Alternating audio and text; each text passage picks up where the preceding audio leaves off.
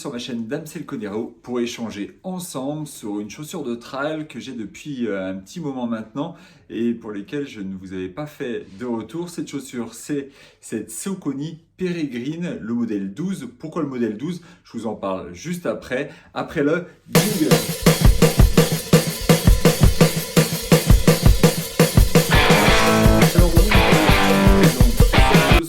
Cette chaussure, je l'ai depuis quelques temps dans mon placard et en fait, j'ai pas eu le temps de la sortir parce que je voulais l'utiliser dans des conditions un petit peu extrêmes ou en tout cas dans des conditions assez boueuses. D'ailleurs, c'est pour ça que vous allez voir qu'elle a encore un peu de matière en fait dessus parce qu'effectivement, j'ai pas mal couru avec dans la boue ces derniers temps et donc je vais vous faire un vrai retour par rapport à cela. Mais comme d'habitude, on va évoquer ensemble cette chaussure autour de 4 points. Le premier, c'est bien évidemment la partie design. Ensuite, on évoquera la partie confort et donc du coup la partie amortie forcément.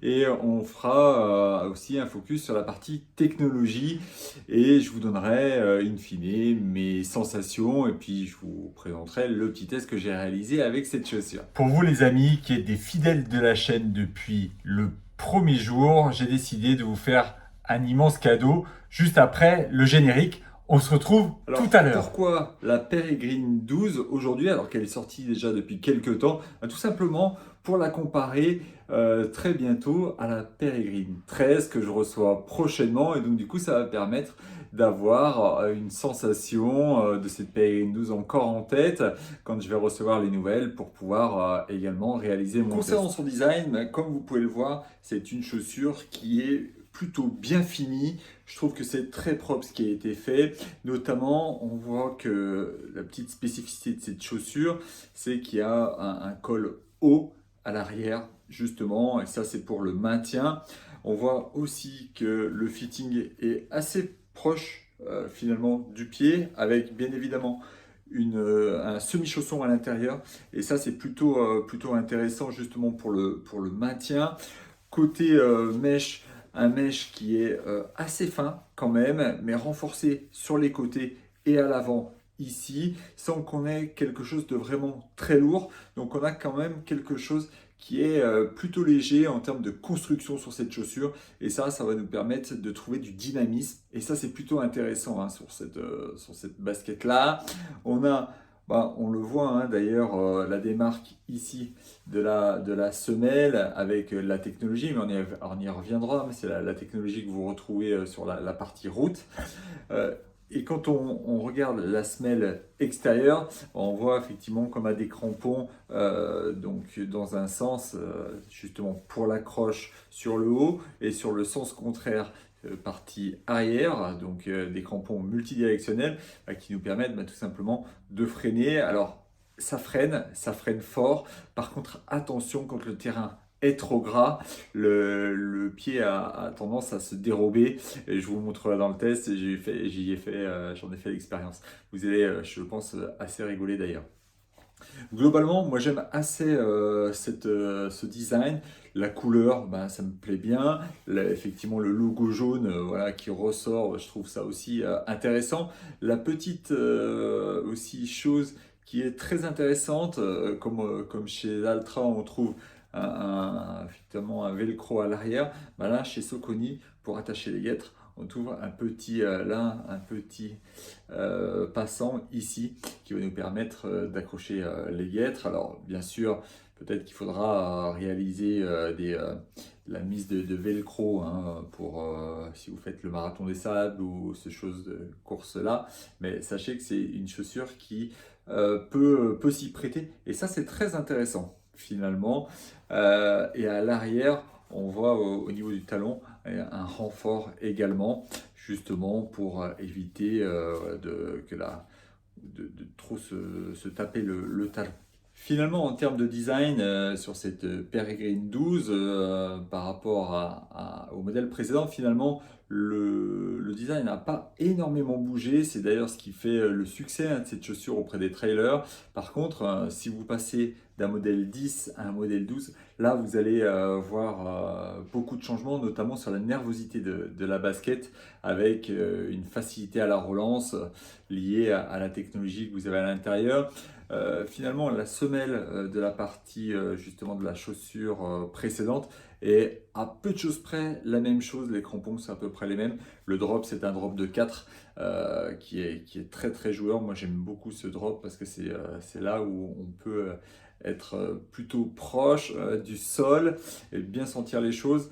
Il y a une chose qui est intéressante aussi avec cette semelle, c'est justement plus vous êtes sur des sols humides, plus finalement l'empreinte va être bonne au sol et ça c'est plutôt très intéressant.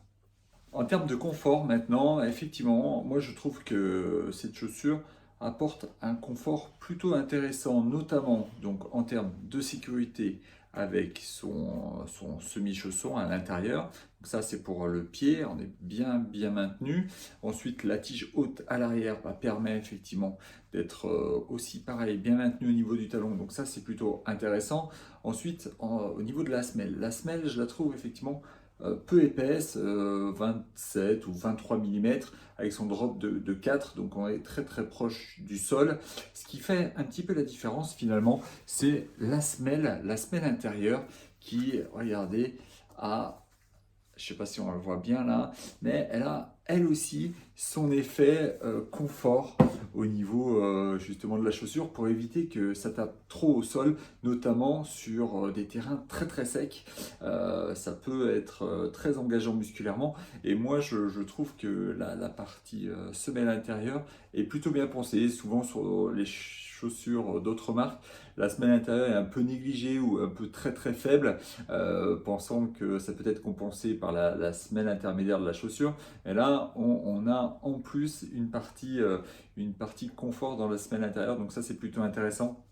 Après, je vous l'ai dit, hein, le confort optimal de cette chaussure, c'est sur terrain humide parce que là, effectivement, les crampons s'enfoncent bien au sol. Et là, c'est vraiment intéressant, vraiment bien, on est vraiment bien positionné. On n'a pas peur, effectivement, de l'accroche de la chaussure, hein. Je vous remontre ces crampons. Attention, si c'est par contre trop gras, effectivement, ça peut glisser un petit peu. Mais ça, je dirais que c'est lié à la profondeur des crampons plus qu'à la chaussure en tant que telle. Donc voilà, le compromis a été fait hein, sur la partie crampon. Moi, je trouve qu'effectivement, elle est peut-être un peu raide, un poil raide, même si quand même, on a quand même une chaussure qui est plutôt intéressante. Au niveau du confort, sincèrement, c'est quand même une belle réussite, cette Saucony Peregrine 12.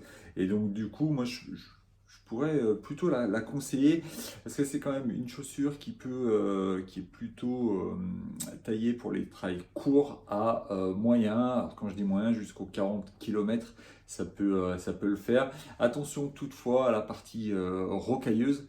Pourquoi? Parce que le mesh étant un peu fin, c'est d'ailleurs parfois la critique qu'on fait auprès de Saucony, que le mesh est tellement fin qu'il se déchire rapidement.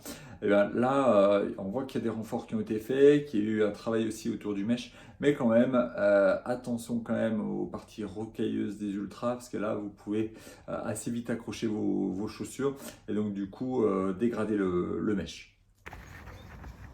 Allez, côté technologie maintenant, donc on y vient. Globalement, hein, je vous l'ai dit, au départ, le design n'a pas beaucoup évolué hein, par rapport au modèle précédent. Par contre, ce qui a changé, c'est le poids de la chaussure.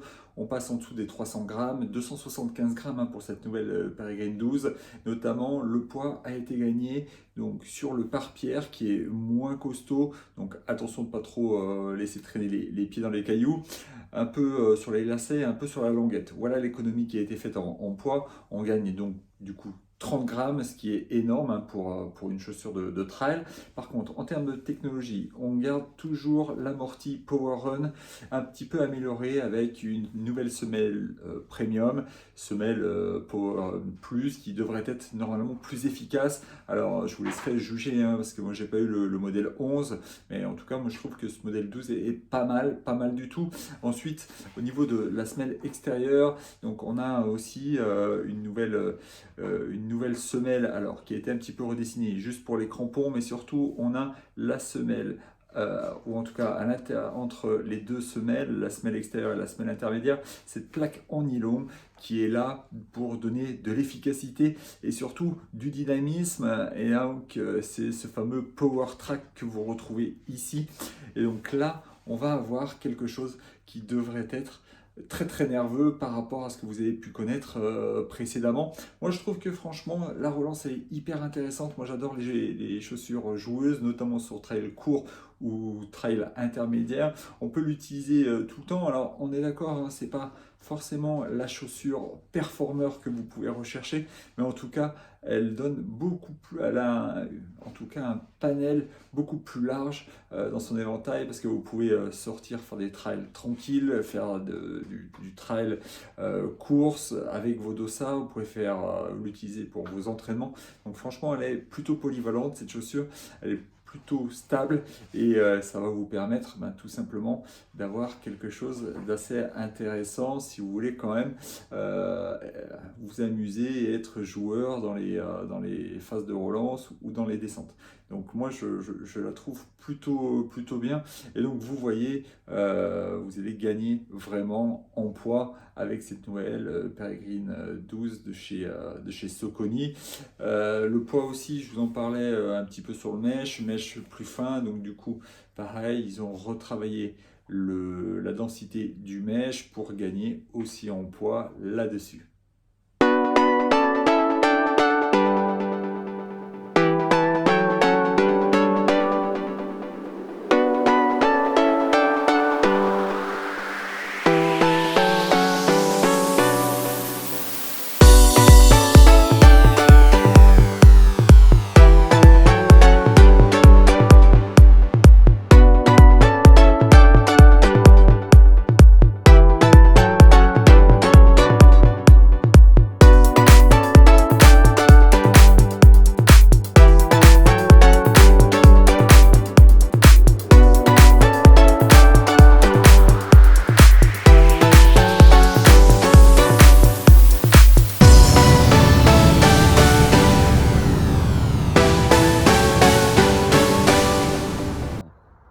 Je suis accroché.